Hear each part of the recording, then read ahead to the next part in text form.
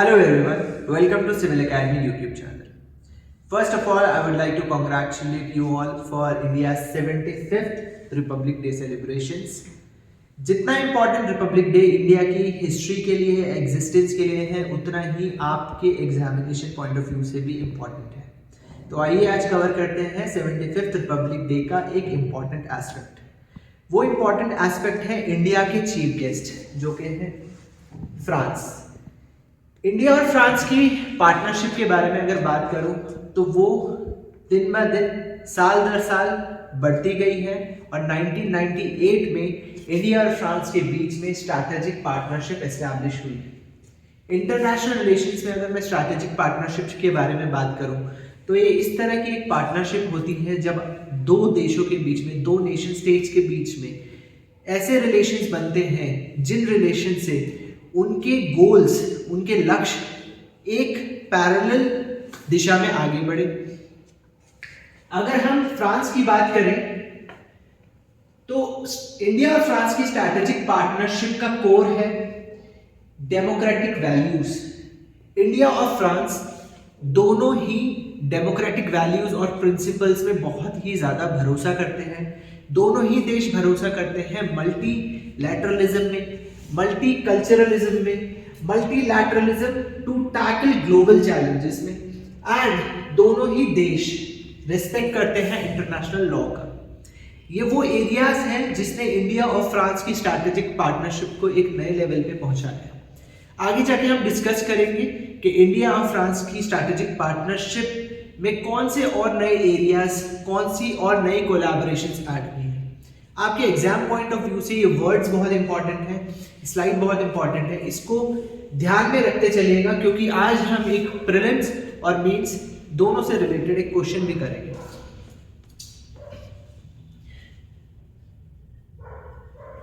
साल 2023 इसलिए भी इंपॉर्टेंट था क्योंकि 25 साल पूरे हुए थे इंडिया और फ्रांस की स्ट्रैटेजिक पार्टनरशिप को, और पीएम मोदी ने एक ऑफिशियल विजिट पे की थी 13-14 जुलाई को as the guest of honour for French national day, और वहां पर एक रोड मैप अडॉप्ट किया था हॉराइजन 2047। इंपॉर्टेंट यहां पर देखने वाली बात यह है कि India was the guest at France का नेशनल डे, और फ्रांस का नेशनल डे किस और पॉइंट ऑफ व्यू से इंपॉर्टेंट है। हमारे जो कॉन्स्टिट्यूशन में प्रिंसिपल्स हैं लिबर्टी, इक्वालिटी और fraternity are taken from France, and France Europe में पहला वो देश था जिसने नेशनलिज्म के रास्ते पे कदम बढ़ाए थे। उसके बाद बाकी सारे यूरोपियन देशों ने उसके पीछे पीछे कदम बढ़ाए थे।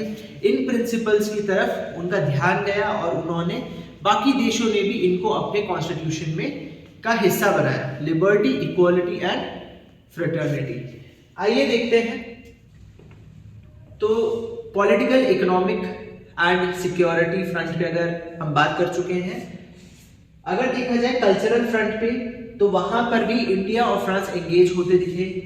नमस्ते फ्रांस नाम का एक फेस्टिवल ऑर्गेनाइज किया गया पेरिस में। इवन फ्रांस का नेशनल डे जुलाई 14 को जो सेलिब्रेट किया जाता है, बेस्टाइल डे परेड में इंडियन एयरफोर्स ने परफॉर्म किया फ्लाई पास्ट। ये बहुत इंपॉर्टेंट डेज हैं अगर वर्ल्ड हिस्ट्री में इवेंट्स, मैंने जैसे कि मेंशन किया था national day July 14 and Bastille day parade आपके एग्जाम पॉइंट ऑफ व्यू से, बिकॉज इंडिया इसका हिस्सा बना था, तो आपके एग्जाम में आने के बहुत ज्यादा चांसेस हैं। नेक्स्ट, फ्रांस का जो हाईएस्ट ऑनर है लीजन ऑफ ऑनर, उससे सम्मानित किया इंडिया के प्राइम मिनिस्टर को। जैसे कि मैंने पहले बताया, स्ट्रैटेजिक पार्टनरशिप के कुछ की पिलर्स होते हैं, तो वो की पिलर्स हैं defence, security, civil nuclear matters and space.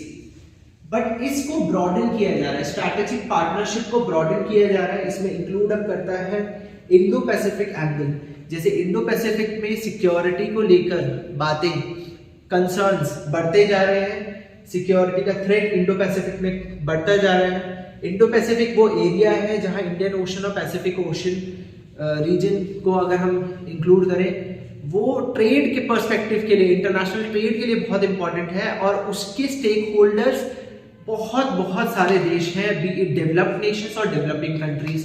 तो almost more than 50% of the world's countries का जो स्टेक है इंडो पैसिफिक सेफ्टी में लाई करता है। अगर इंडो पैसिफिक सेफ रहेगा तो मोर than 50% of the countries of the world जो है वो उससे प्रॉफिट करेगी और एक पीसफुल माहौल में सब आगे बढ़ेंगे। अभी रिसेंट ईयर्स में अगर देखा जाए तो पार्टनरशिप को ब्रॉडन किया गया है। उसमें मैंने अभी जैसे मैरिटाइम सिक्योरिटी के बारे में मेंशन किया था, डिजिटाइजेशन, साइबर सिक्योरिटी और advanced computing, counter terrorism, climate change, renewable and sustainable growth, ये एरियाज हैं जिन्हें इंक्लूड किया गया है इंडिया और फ्रांस की स्ट्रैटेजिक पार्टनरशिप को ब्रॉडन करने के लिए। अगर प्रीलिम्स में देखा जाए तो प्रीलिम्स में बहुत ही एक स्ट्रेट फॉरवर्ड क्वेश्चन पूछा जा सकता है। फ्रांस के बारे में आपसे ऐसे स्टेटमेंट्स पूछे जा सकते हैं। प्रीवियस ईयर क्वेश्चन में भी अगर देखा जाए तो वियतनाम के बारे में सिमिलर इस तरह का क्वेश्चन पूछा गया था, उसके बारे में हम बाद में देखेंगे, बट एक बार आप ये क्वेश्चन जरूर अटेम्प्ट करना।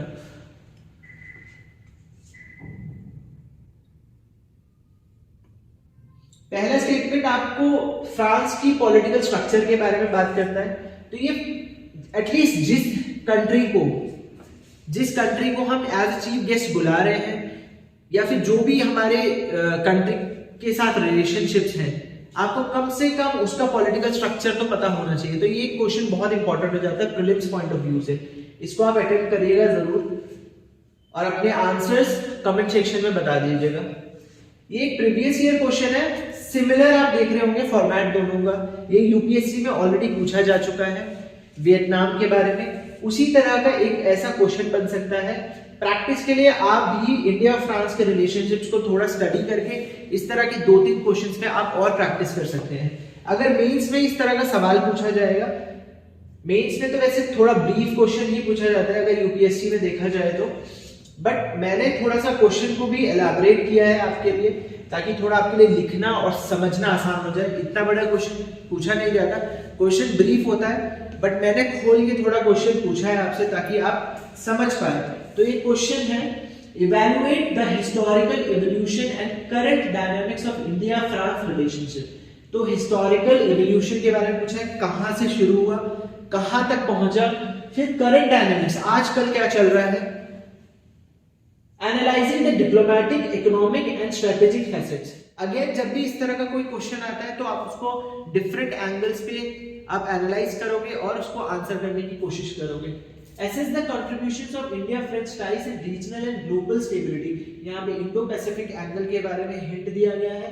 Outlining key areas of cooperation। Again हमने देख लिया था किन एरियाज में इंडिया और फ्रांस कोऑपरेट कर रहे हैं एक दूसरे के साथ। And potential avenues for the future collaboration in light of recent developments and geopolitical trends। तो ये क्वेश्चन बहुत ज्यादा डिटेल में पूछा गया है ताकि आपके लिए आंसर करना थोड़ा आसान हो जाए। एग्जाम में ये थोड़ा ब्रीफ करके पूछा जाता है, आपको इन्हीं सारी बातों का ध्यान रखना है। अगर आपको हिंदी में ये क्वेश्चन देखना है तो आप हिंदी में भी एक बार देख सकते हैं और लिखने की कोशिश करिएगा।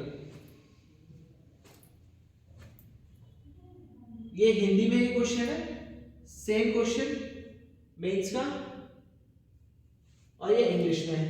कोशिश कीजिएगा इसको 250 वर्ड्स में लिखिए। दोनों प्रीलिम्स का और मेंस का क्वेश्चन अटेम्प्ट कीजिएगा। I hope this video was informative. Thank you. Follow and subscribe civil academy YouTube channel. Thank you.